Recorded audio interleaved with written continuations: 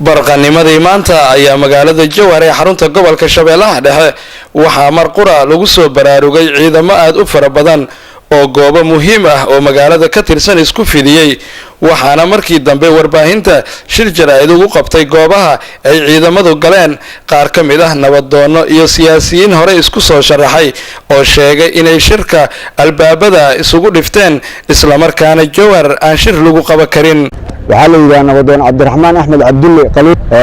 ninka ay cadaalad darrada ugu horeysa ay saameysanahay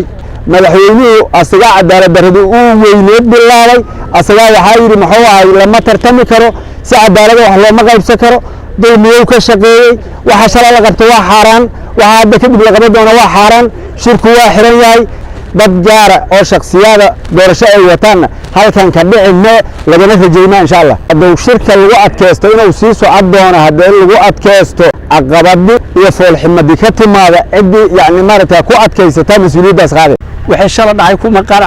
kuma qanacsanin waxaana aan leenahay shirku waa xiran yahay shirka cid dib u furaysa iidoon wada tashi laga sameeyo oo aan la isku qancin dhibaatadii ka timaada iyada qaadaysa ummadda Soomaaliyeed meel kasto ay joogto waxaan rabnaa inaan shirkan jaraa'id ku wargelino shirki ka socday gobolka Shabeellaha Dhexe oo lagu dhisayay Hirshabeelle in uu istaagay maanta si dhab ah in uu istaagay ayaan rabnaa ummadda inaan maqashino asbaabaha kalifaya waxa kamid ah cadaalad darro murashax muwaadin ah ee u dhashay gobolka Shabeellaha Dhexe ee raba inuu tartamo in la yiraahdo ma tartami kartid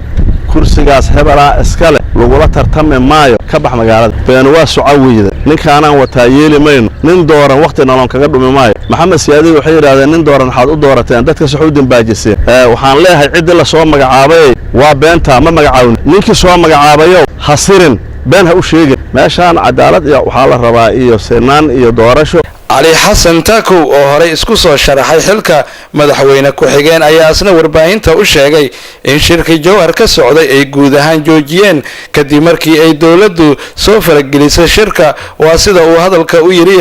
waxaan ka cabanaynaa oo runtii aad u cabanaynaa in dora galabti ay soo gaartay magaaladan Jowhar gabar xildhibaanada oo ka socota madaxtooyada Soomaaliya oo lacag tiro badan taas oo loo adeegsaday doorashada halkan ka dhici lahayd awood aan ku joojina waxay tahay awoodda shacab annagu waxaan nahay dad ka tirsan shacabka mid laba ciidanka militariga ee maamulka laftirkiisa la shaqeeya ama dawladda u shaqeeya ma u dul qaadanayaan waxa baadilka halkan ka socda